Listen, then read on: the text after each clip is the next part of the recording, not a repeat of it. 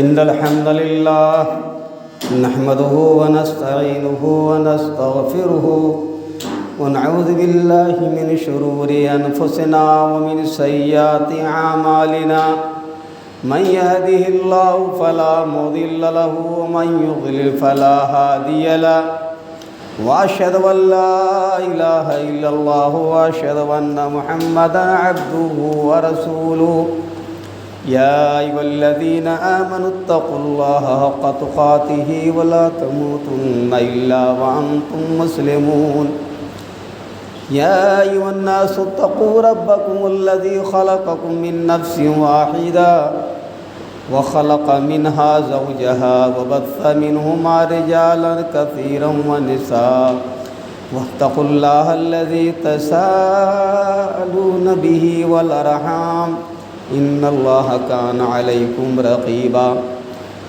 يا أيها الذين آمنوا اتقوا الله وقولوا قولا سديدا يصلح لكم أعمالكم ويغفر لكم ذنوبكم ومن يطع الله ورسوله فقد فاز فوزا عظيما أما بعد فإن خير الحديث كتاب الله وخير الهدي هدي محمد صلى الله عليه وسلم وشر الأمور محدثاتها وكل محدثة بدعة وكل بدعة ضلالة وكل ضلالة في النار قال الله تعالى في كلامه المجيد ولتكبروا الله على ما هداكم ولعلكم تشكرون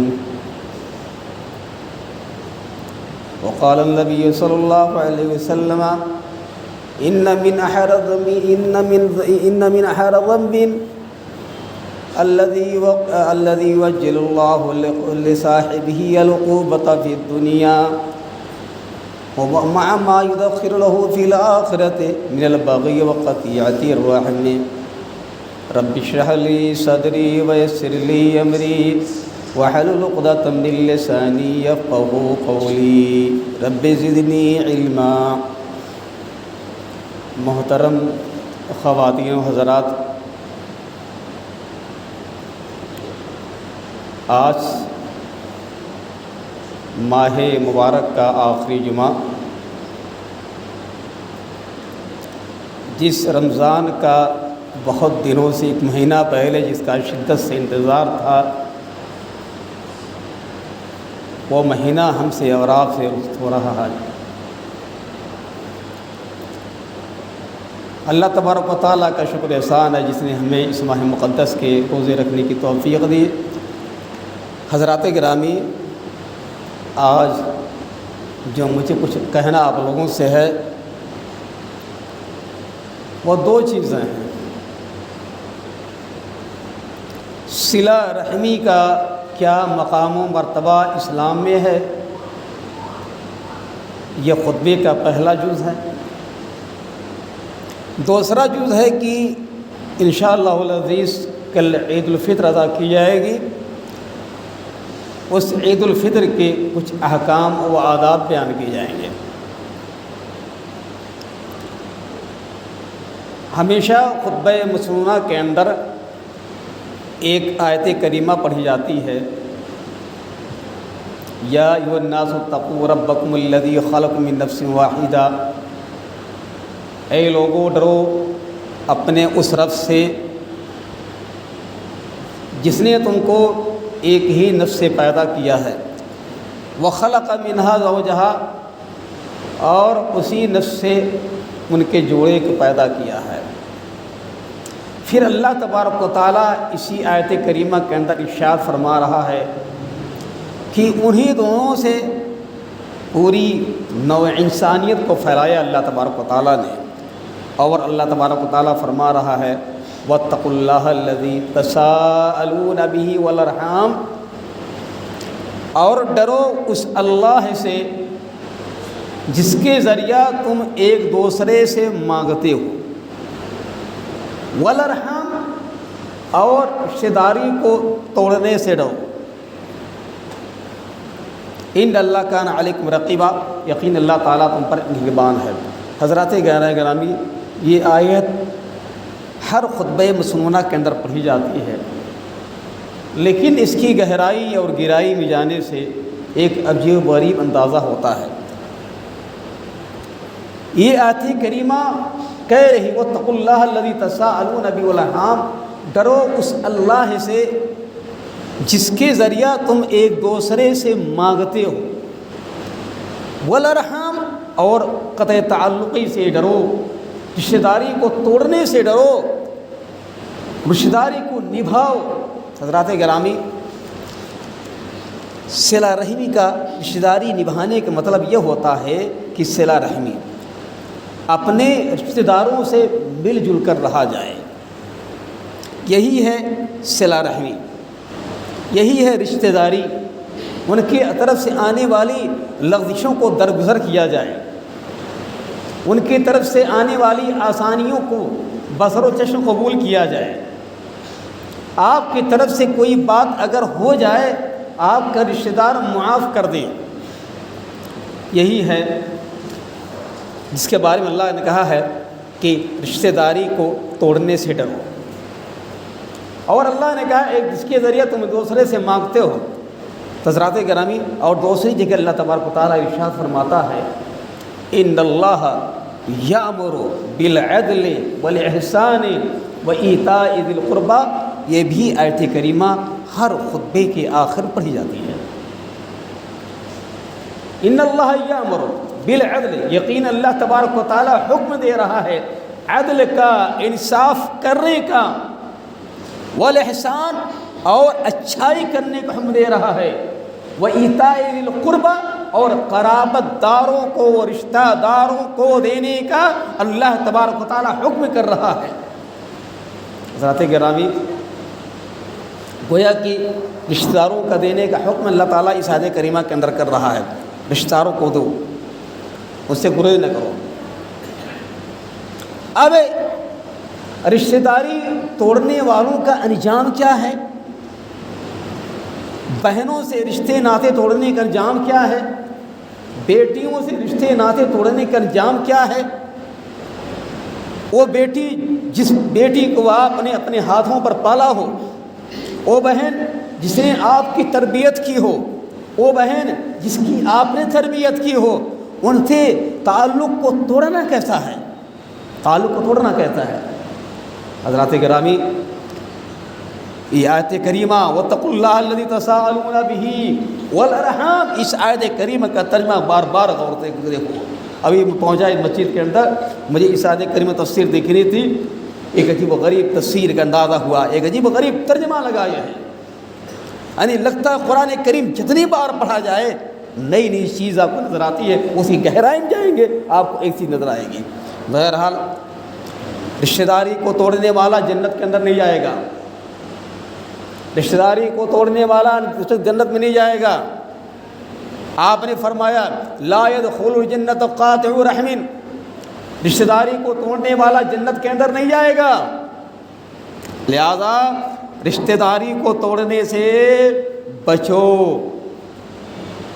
اور آگے بڑھتے ہیں، آپ صلی اللہ علیہ وسلم نے فرمایا کہ دنیا کے اندر بہت سارے گناہ انسان کرتا ہے، بہت سارے گناہ کرتا ہے، لیکن دو ایسے گناہ ہیں جن گناہوں کی سزا اللہ تبارک و تعالی دنیا کے اندر دے دیتا ہے۔ ایک ہے بغاوت اور دوسرا ہے رشتہ داری کو توڑنے کا انجام۔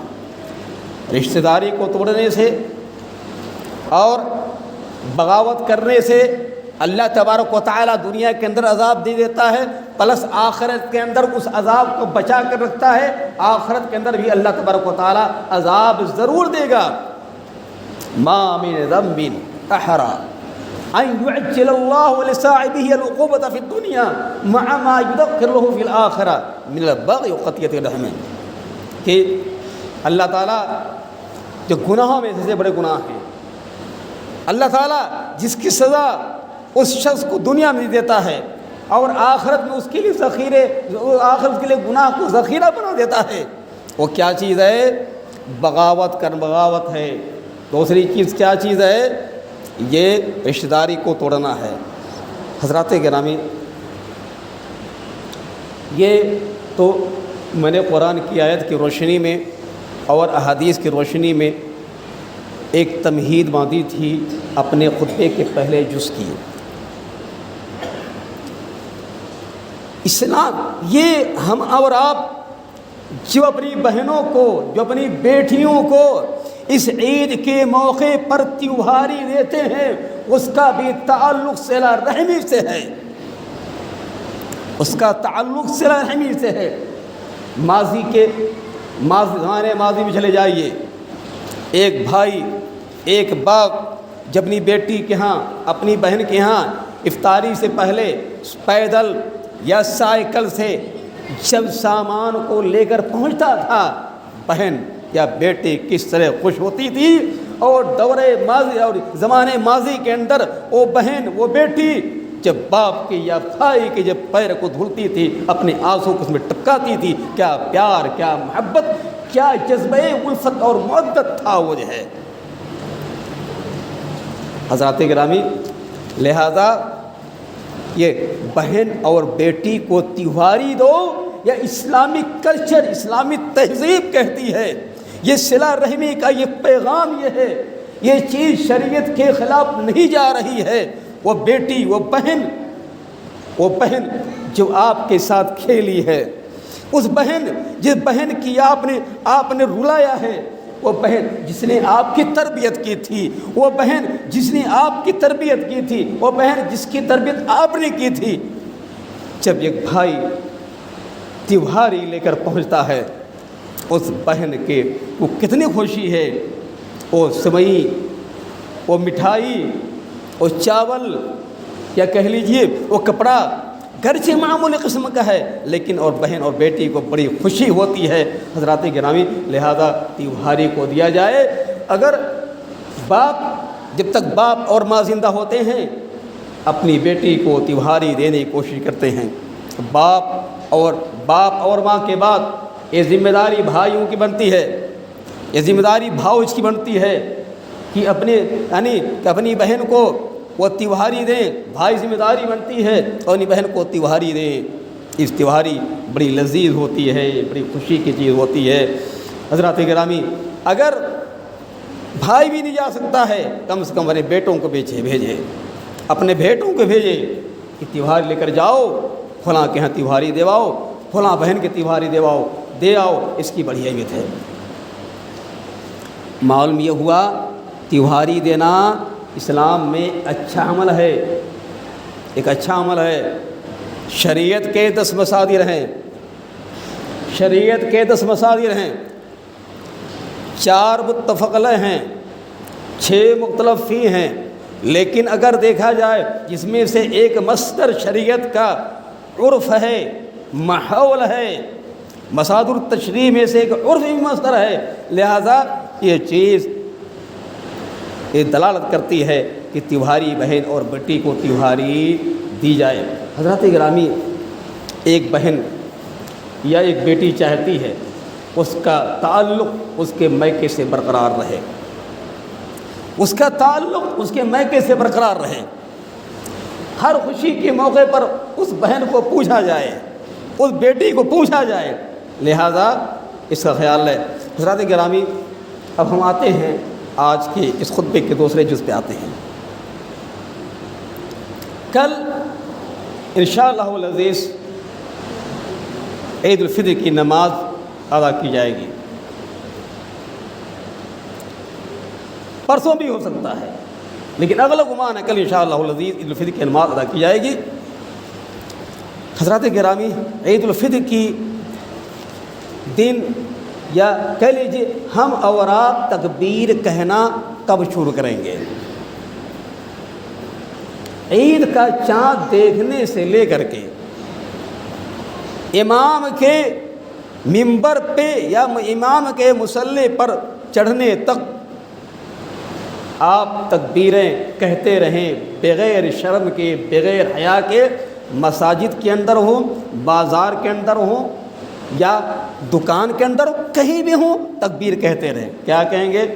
اللہ اکبر اللہ اکبر اللہ اکبر، لا الہ الا اللہ، اللہ اکبر اللہ اکبر وللہ الحمد۔ آسان تکبیر کے الفاظ ہیں، آپ کہنا ہے اللہ اکبر، اللہ سب سے بڑا ہے، اللہ اکبر، ترجمہ نہیں کرنا آپ کو ہے، آپ کو یہ دعا یاد کرنی ہے، یہ تکبیر آپ کو یاد کرنی ہے، اللہ اکبر اللہ اکبر اللہ اکبر 3 مرتبہ، اللہ اکبر اللہ اکبر اللہ اکبر، لا الہ الا اللہ، اس کے علاوہ کوئی حقیقی معبود نہیں ہے، واللہ اکبر، اور اللہ سب سے بڑا ہے، وللہ الحمد، اور تمام تعریف اللہ کے لیے۔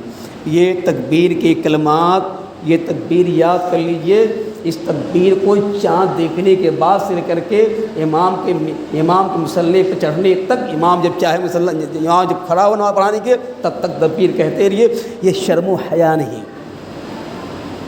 لیکن دیکھا جاتا ہے ہم اور آپ گھر سے آتے ہیں، تکبیر کا اہتمام نہیں کرتے، تکبیر بلند آواز سے کہنی ہے، ہم اور آپ تکبیر کا اہتمام نہیں کرتے ہیں، پتہ چلتا ہے کہ درسے کے اندر لوگ بیٹھے بھی ہیں لیکن تکبیر نہیں کہتے ہیں۔ تکبیر کہو، اللہ نے آپ کو یہ زبان دی ہے، کس نے زبان دی ہے؟ تکبیر کہنے کے لیے، اللہ کی بڑائی بیان کرو، اللہ کی یہی کہنا اللہ سب سے بڑا، اللہ سب سے بڑا، اللہ سب سے بڑا ہے، اللہ کے علاوہ کوئی معبود حقیقی نہیں، اللہ سب سے بڑا ہے، تمام تعریف اللہ کے لیے، یہی کہنے میں کیا حرج ہے؟ لیکن وہ اللہ افسوس ہوتا ہے، یاد دہانی کرانے کے باوجود لوگ تکبیر کا اہتمام نہیں کرتے ہیں، یہ افسوس در افسوس کی بات ہے۔ حضرات گرامی، اور آتے ہیں دوسری چیز پہ آتے ہیں کہ تکبیر کی اجتماعی تکبیر بدعت ہے۔ بعض حنفی مساجد کے اندر یہ اہتمام ہوتا ہے، ایک کہتا ہے اللہ اکبر اللہ اکبر اللہ اکبر، ایک ساتھ کہتے ہیں، ایک ساتھ تکبیر کو ختم کرتے ہیں، یہ چیز بدعت ہے۔ سب مل کر کے تکبیر کہیں، سب مل کر تکبیر کہیں، یہ کہنا بدعت ہے، ایسی تکبیر نہیں اسلام میں جائز ہے، بدعت ہے، گمراہی ہے، ہر بدعت کا انجام گمراہی ہے، اور ہر گمراہی کا انجام جہنم میں جانا ڈھکیلنا ہے۔ تو بہرحال اجتماعی تکبیر آپ کو نہیں کہنی ہے، اللہ اکبر اللہ اکبر اجتماعی طور سے کہیں، سب ایک ساتھ شروع کریں ایک ساتھ ختم کریں، یہ غلط ہے۔ تو تکبیر اجتماعی کہنا، اجتماعی طور کہنا، یہ بدعت ہے۔ یہ حضرات گرامی، اب آتے ہیں نماز عید کیا ہے، فرض ہے کیا ہے؟ شیخ الاسلام ابن تیمیہ رحمہ اللہ کے نظریہ، ماضی قریب کے بہت بڑے عالم علامہ ابن عثیمین رحمہ اللہ، اور اس کے پہلے شیخ الاسلام ابن تیمیہ رحمہ اللہ، اور بہت سے لوگوں کے نے کہا یہ عید الفطر کی نماز ہو یا عید الاضحیٰ کی نماز ہو، یہ فرض عین ہے، یہ فرض عین ہے، یعنی مکمل طور سے فرض ہے، لہذا اس فرض عین کی ادائیگی میں کوتاہی نہیں ہونا چاہیے۔ اگر چھوٹ جائے تو آپ کو 2 رکعت نماز پڑھنی ہے۔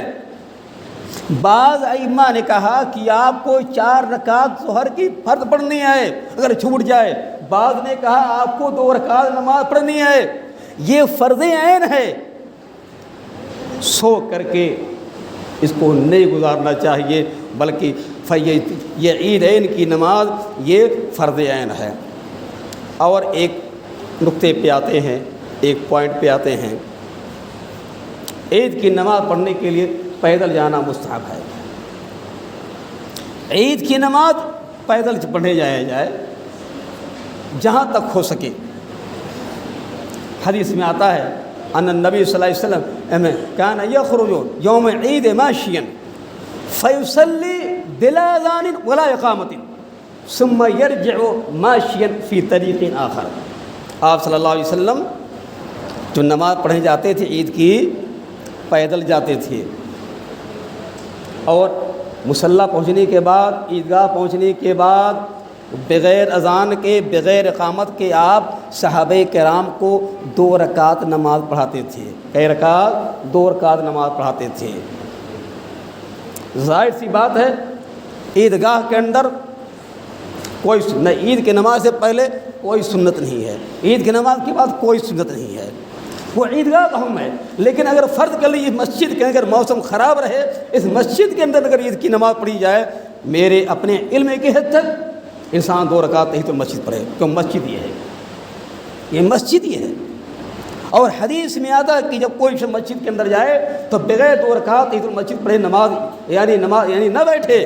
تو اگر اس مسجد کے اندر موسم خراب ہے، سخت بارش ہے، موسم خراب ہے، اگر مسجد کے اندر عید کی نماز پڑھی جائے، بقرعید کی نماز پڑھی جائے، تو آپ پہنچیے 2 رکعت تحیۃ المسجد پڑھیے، اس میں کوئی حرج کوئی غبات نہیں ہے، اس کے بعد عید کی نماز پڑھی جائے۔ لیکن اگر مدرسے کے اندر عید کی نماز پڑھی جا رہی ہے یا میدان کے اندر پڑھی جا رہی ہے تو بہتر ہے، تو وہاں عید سے پہلے کوئی سنت نہیں ہے۔ حضرات گرامی، تو بہرحال عید کی نماز کے لیے پیدل جائیں، کھجوریں کھا کے جائیں، تاک کھجوریں کھا کے جائیں۔ آپ افطاری آج بھی کریں گے، آج کھجور کھائیں گے، کل کھائے، پرسوں کھائے۔ اکثر لوگ افطاری میں کھجوریں کھاتے ہیں، کیوں نہیں؟ ہم اور آپ عید الفطر کے دن شوال کی 1 تاریخ کو ہم اور آپ کیوں نہیں کھجوریں کھا کے جائیں؟ کیوں؟ یہ سنت عمل ہو جائے گا۔ کان نبی صلی اللہ علیہ وسلم لا یغدو یوم الفطر حتی یاکل تمرات ویاکلہن وطرا۔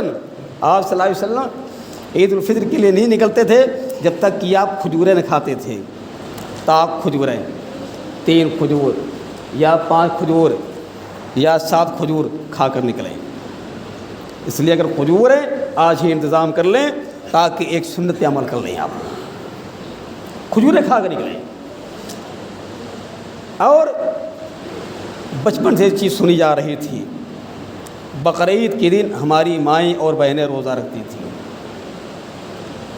یہ جب غریب انداز احساس تھا، جبکہ آپ صلی اللہ علیہ وسلم نے عید اور بقرعید کے دن روزہ رکھنے سے منع کیا ہے، لیکن یہ کہاں سے یہ نظریہ آ گیا ہماری ماؤں، ہماری دادیوں، ہماری بہنوں کے اندر کہ بقرعید کے دن روزہ رکھتی تھیں؟ حضرات، نہ عید الفطر کے دن روزہ ہے اور نہ بقرعید کے دن روزہ ہے، نئی روزہ ہے۔ آپ صلی اللہ علیہ وسلم کا نہا نبی صلی اللہ علیہ وسلم عن الصومین، یوم الفطر و یوم الاضحیٰ۔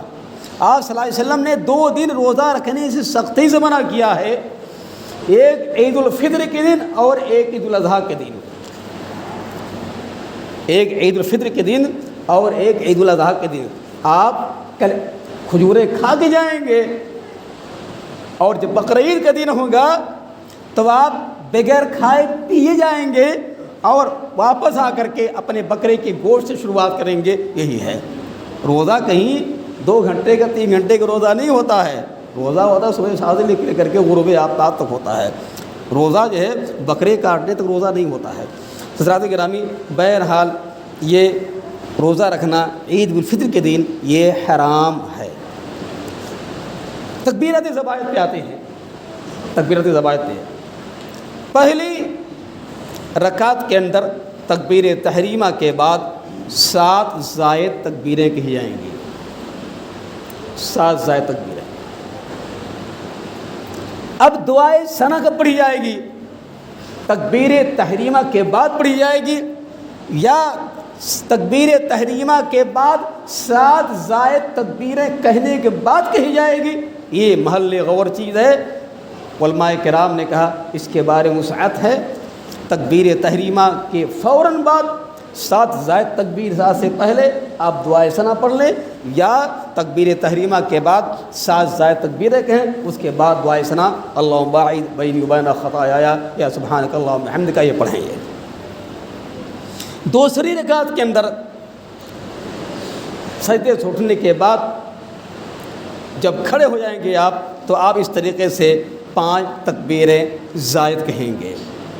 یہ ہوا تیوہاری ماں اور بہن کے تیوہاری کے متعلق ایک مختصر سا کلام، ایک مختصر سی گفتگو، اور اس طریقے سے عید الفطر کے چند احکام جو بیان کیے گئے۔ حضرات گرامی، آج صدقہ فطر نکالنے کا آج آخری دن ہے، آج آخری دن ہے، آپ کو صدقہ فطر کی ادائیگی عید الفطر کی نماز کے لیے نکلنے سے پہلے پہلے ادا کر دینا ہے، ادا کر دینا ہے۔ یہ غریب اور مسکین کا حق ہے۔ طعمۃ للمساکین طہرۃ للصائمین، یہ روزداروں کے لیے پاکی اور غریبوں کے لیے کھانا یہ ہے۔ میں نے اس کے پہلے بتلایا تھا کہ ہمارے ہاں جو صرف گیہوں نکالنے کا ماحول ہے یہ غلط ہے، بلکہ آپ کو اگر آپ چاول اور روٹی دونوں کھاتے ہیں آپ کے لیے بہتر ہے کہ آپ اپنے گھر والوں کی طرف سے آدھا چاول نکالیں اور آدھا گیہوں نکالیں۔ دوسری تنبیہ اس صدقہ فطر کے اندر کر رہا ہوں میں، ایسا نہیں جو کوٹے کا چاول ہے جس کو یہ امت بھولی بھالی امت یا جس کو لوگ بیچ دیتے ہیں، اس چاول کے آپ اس چاول اگر آپ کھانے کے لیے اس کی ہمت نہیں کرتے ہیں، نعوذ باللہ من ذالک، جبکہ وہ اچھے قسم کا اللہ ہے، اگر اس چاول کو آپ کھانے کی ہمت نہیں کر رہے ہیں جبکہ چاول اچھے قسم کا چاول ہے، تو آپ صدقہ فطر کیسے اس کے دیں گے؟ لہذا جن چاول کو آپ کھاتے ہیں انہی چاول کی صدقہ فطر ادا کریں گے، جن گیہوں کو آپ کھاتے ہیں اسی گیہوں کو آپ اللہ کے راستے میں صدقہ فطر ادا کریں گے۔ یہ وہ چاول وہ گیہوں جو ردی قسم کا آپ کی نگاہ میں ہے اس کو آپ صدقہ فطر میں ہرگز نہ دیں گے۔ یہی چند کلمات تھے، چند باتیں تھیں جو آپ کے سامنے پیش کی گئی۔ اللہ تبارک و تعالیٰ سے دعا کہ اللہ تعالیٰ ہمیں اور آپ کو صحیح معنوں میں عید الفطر کے بارے میں عید الفطر کے احکام سمجھنے کی توفیق دے۔